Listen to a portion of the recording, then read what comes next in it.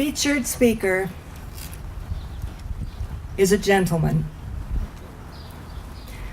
And that's saying a whole lot for a defense attorney. He has practiced in Plymouth County, Massachusetts for 50 years, has been a Massachusetts bar in the Bar Association for 50 years, and he has received a special award from Plymouth County, Massachusetts for historical preservation called the Renaissance Award. And it was given because he masterminded the restoration of an old shoe factory into his law offices. I've had the opportunity to watch Albert Grady in the courtroom. I have watched him take down people in the most gentlemanly way and still win his case. Above all, Albert Grady is a truly nice man. May we please welcome Albert Grady, Esquire.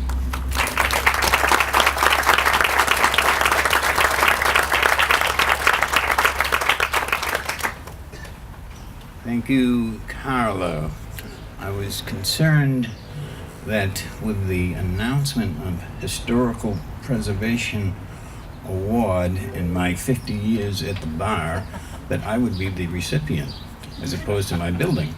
I am here to speak in honor of William Whipple and 55 other Daredevils that had the gall to sign the masterpiece of Thomas Jefferson known as the Declaration of Independence. This background first. It was in 1770 when the incident on King Street occurred. That's the way it was always known as to the British, and for a while to those in the colonies. Samuel Adams dubbed it the Boston Massacre. His cousin, John Adams, defended the soldiers. 3 were killed at the scene of the people of Massachusetts at the time. 8 were wounded. 2 later succumbed to their injuries. John Adams got all but 2 of the British officers acquitted. And those 2 had brands put on their thumbs, which was their punishment. Some thought it too light. But that kept things in the colonies mostly in check until 1775. And you had the battles of Lexington and Concord, the siege of Boston that took place the summer of 1775, and then Bunker Hill.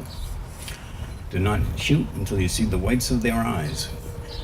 Exaggerated statement, it was until they're 50 yards away, the whites on their uniform. But sometimes there has to be some poetic license in history. That was one. There are other instances.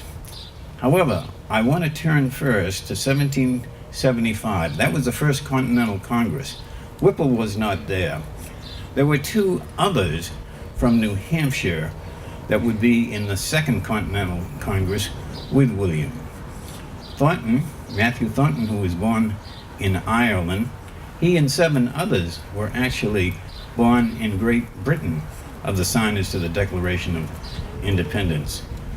Concurrent service by father and son was Thomas Lynch. Unfortunately, the younger died shortly after leaving Congress with his wife when the ship was lost at sea on a voyage to France. 1775, the British were almost placated, which has, to me, much to do with the astounding fact that few of the signers of the Declaration of Independence, the patriots in general, the driving forces, were arrested and imprisoned by the British. The statesmen, it was sometimes thought, would be the ones that would come forward with some kind of plan to have the colonies subside in their ire with the taxation. And after all, in the eyes of the British, the American expedition was a successful one in a pragmatic commercial sense, because the idea was, now that the colonies were thriving, it was payback time. And the payback was going to come from taxes. The French-American War fought here up to the Treaty of Paris, the first Treaty of Paris. The first treaty was in 1763, and the second was 1783, which capped the United States becoming the United States. But the first one was a result of what was known as the 7-Year War, and England had fought that around the globe. And that had much to do with the increase in taxes, because England needed to pay for that war. Soldiers, ammunition, supplies that had been provided. So America was a good target, so thought the British, not thought that way by the people in the colonies. So the Second Continental Congress, same time next year after the first, but the first was about to vote in favor of something that would have kept the colonies the colonies. Then from Massachusetts came the Suffolk Papers, and that was enough to instigate, we'll meet again next year, and enough to instigate Lexington and Concord. Interesting that when the British came in 1776, it was to arrest John Hancock and Samuel Adams. Samuel Adams had been the early instigator. John Adams was to step up. John Adams would be called, Samuel would call him his brother, although he was his cousin. By the way, there was some marriage between cousins. William Whipple married his first cousin, Catherine Moffat. Samuel Adams was John Adams' cousin, but so was Abigail. John married his fourth cousin. Light Horse Harry Lee married his first cousin, Matilda. Now, there is some confusion that Light Horse was a signer to the Declaration of Independence because of names of other people from Virginia. And they were Richard Henry Lee and Francis Lightfoot Lee. They were 5 brothers that were instrumental. 2 of them worked in England while the Declaration of Independence was being signed, passing back to the colonies the sentiments of the English populace. 56 signers in all. John Hancock was the first. Henry Lee actually introduced in early June the proposition that these colonies had and ought to be free and will be free of British dominance. A shocking statement, one that could put you to the gallows. But the issue was actually signing a document. Boldly Hancock signed on July 4, 1776. Credit to Franklin. Franklin was a person who could take a lot of time to discuss in and of himself. 17 years he had spent in English. He was actually a representative for 4 states in speaking to the English Parliament, and did procure for his clients a number of good opportunities. Still, it was a proposition of no taxation without representation that rang through the colonies as the Stamp Act and other efforts to tax the colonies kept on King George's front burner. And King George, as history will tell us, did kind of take leave of his senses after a while, but the war was underway, and notably people such as George Washington, Alexander Hamilton, Aaron Burr were not present as representatives. They were busy fighting the war. So statesmen we had. Henry Lee made his oral proposition, and then on July 2nd, a committee of 5 had been appointed, and that was to draft the actual declaration itself. Thomas Jefferson, Benjamin Franklin, John Adams, Roger Sherman, Eldridge were on that committee. One of them never signed the Declaration.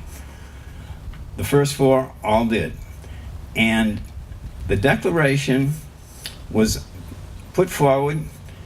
Jefferson was asked to leave the room in Philadelphia, he being the author, and he had taken part from the Virginia Constitution. He took out the part about the importance of property, and that all men are created equal.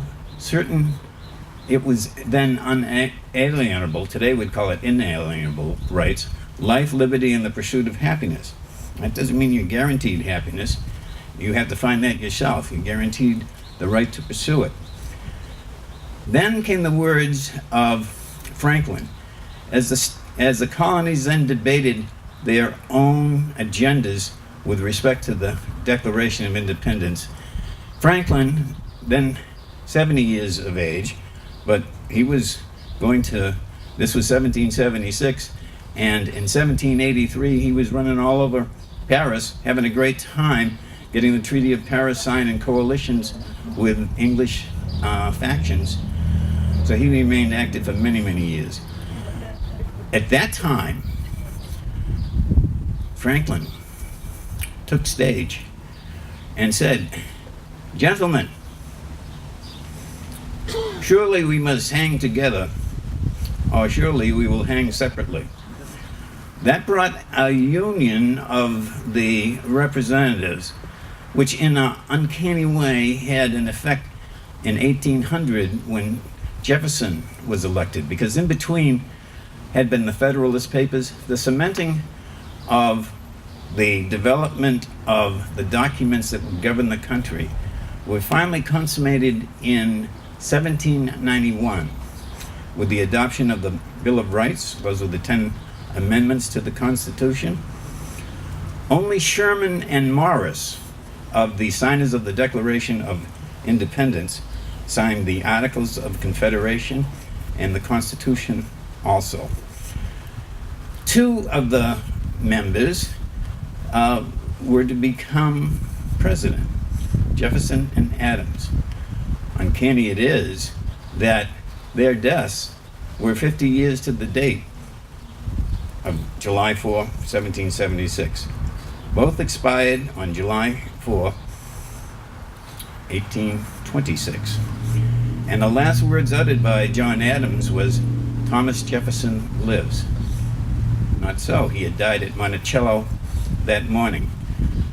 They had been in and out of friendship for many, many years. The Federalist Papers that were actually authored not by Adams, as many people think, but by Alexander Hamilton, who led a very interesting life, now made popular by the musical. He had been hiding in plain sight for a long time to historians. Still there is John Jay and his remarkable feats. But for the feats of William Whipple, and those, they actually put their scrolls when Hancock had signed what was then known as the Dunlap broadsheets, and they were copied. 200 copies were made and sent among the colonies. The representatives, they were not called delegates, they're called representatives of the 13 colonies, were sent back. By the way, Georgia was late in appearing. A number of Georgia representatives became famous. One was captured by the British, Walcott.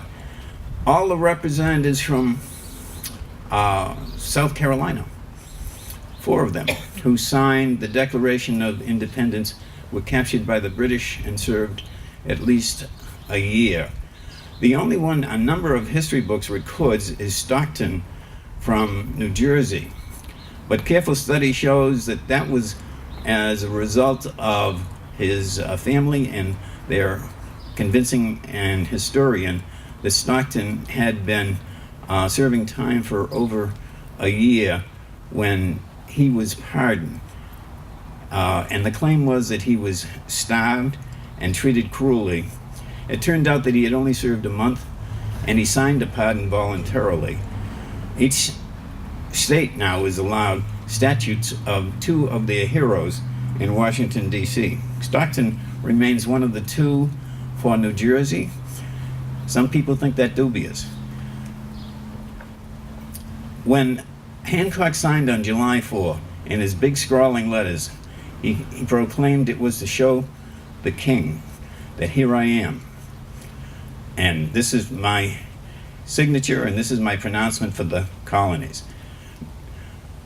Then, August 2, the representatives went home, and I'm sure some of their spouses says, "You're going to do what on August 2, husband?" Back down to Philadelphia.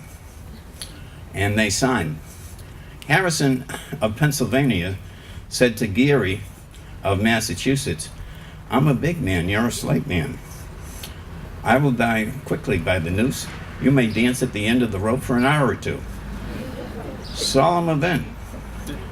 Many writings, especially to Adams in the years that followed, remembering those moments when people were in a procession of their own in those days, walking up to sign the document. Thoughts racing through their minds of what they're doing. Sure, if things did not work out, they were signing a death warrant. Daredevils they were in the interest of this country becoming this country. Sign they did. They all did not sign on August 2. Number signed later.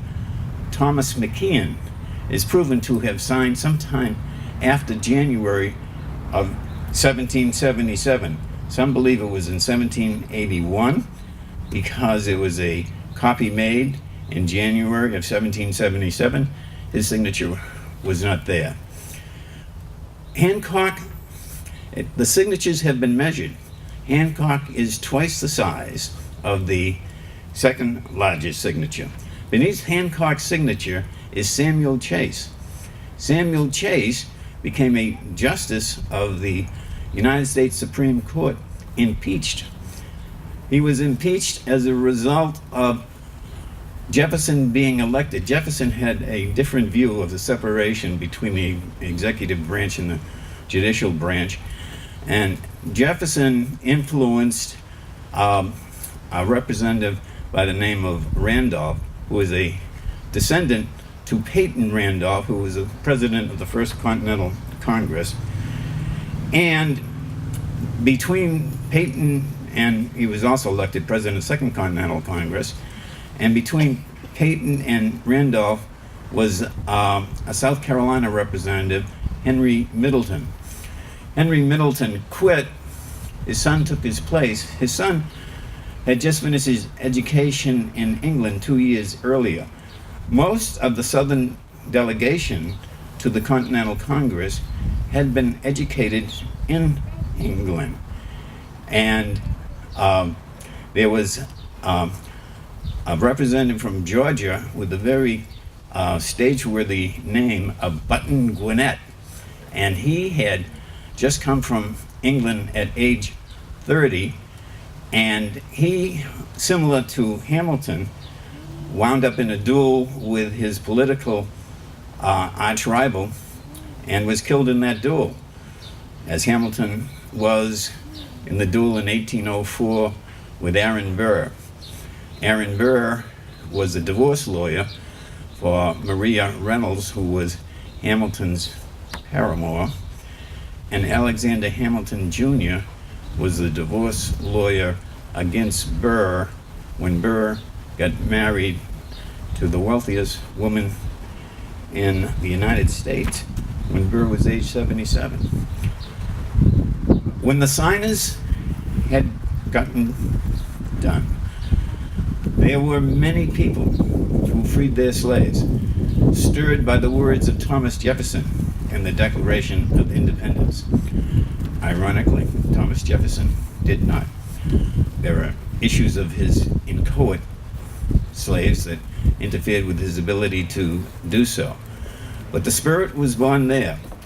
Whipple became a general and was instrumental in an important victory for the colonies in the Battle of Saratoga. As a matter of fact, he was one of two at that time.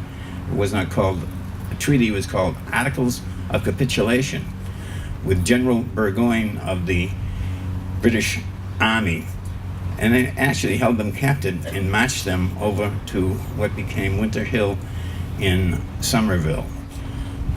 Whipple went on attempting to take Rhode Island from the British unsuccessfully, but became, at that time, you could be both a legislator and a member of the court, and he was for New Hampshire, having gone across the river to make his fortune after becoming a cabin boy at 14 and a shipmaster by age 21. Whipple, along with the two other representatives from New Hampshire, all became judges of the New Hampshire Superior Court. Whipple, riding circuit, fell from his horse, and he died at age 55. All of these people, when you put their sagas together, led remarkable, courageous lives, and a time important in our history, stepped forward with great courage to do something that would change the face of this country and change the lives of the people who live in this country up to this day. Thank you.